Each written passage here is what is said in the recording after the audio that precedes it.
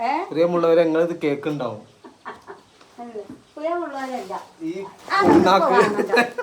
ഈ പുണ്ണാക്ക് ഇപ്പൊ ഞാന് പൈസ കൊടുത്തിട്ട് ഇപ്പൊ എന്റെ മനസ്സിൽ തോന്നിയപ്പോ വെറുതെ കൊണ്ടു കൊടുത്താണ്. ആടിന്റെ വിറ്റേന്ന് 5ന്റെ പൈസ എനിക്ക് തരില്ല. 5ന്റെ പൈസ എനിക്ക് തരില്ല. എന്നിട്ട് ഇപ്പൊ കൊടുന്നു കൊടുത്തപ്പോ കുറ്റം. എന്തിപ്പോ എനിക്ക് തോന്നിയേ? ഇത്ര കാലമായിട്ട് കൊടുന്നിട്ട് ഇപ്പൊ എന്താ ഇന്നൊരു കൊടുന്നോണ്ടിരുന്നത്? അതും ബോണസ് ആയിട്ട് വേണമെങ്കിൽ കോഴിത്തീറ്റി വാങ്ങിക്കണം. കോഴിന്റെ ഒരു മുട്ടന്റെ പകുതി ഉണ്ടല്ലോ എനിക്ക് തരിക. അതുകൊണ്ട് വർത്താനം പറയാൻ ഇത് കുറ്റോളി. ഇത് കോഴിത്തീറ്റ ഇങ്ങനെ വീഡിയോ ഇടാൻ പാടില്ല ചങ്ങായിയെ. അതെ നിങ്ങൾക്ക് ഔദാര്യം തന്നോന്നല്ല, അതിന്റെ കടമല്ലേ. എന്റെ കടമായിട്ട് തന്നാണ്. ഇത് ഔദാര്യം. പുണ്ണാക്ക് എന്തൊരു വിലയാണ്? 40 രൂപ.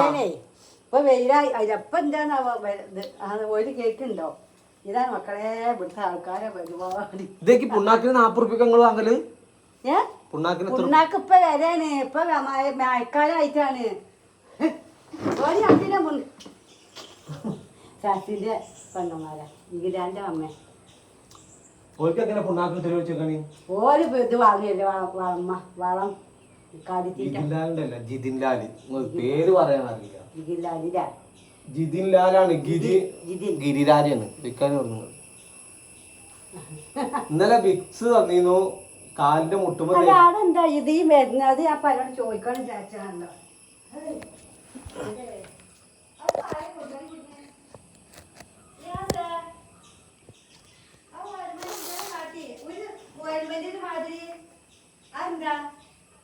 ഏത് അടുത്തോണ്ട് കാലിന്റെ മുട്ടുമ്പോ തേക്കാളാണ്. ഞമ്മക്ക് മനുഷ്യന്മാരെ കാല്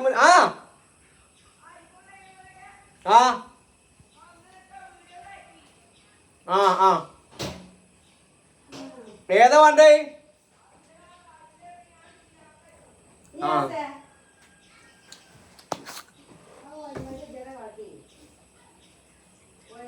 അതില് വിക്സ് ഉണ്ടായിരുന്നു.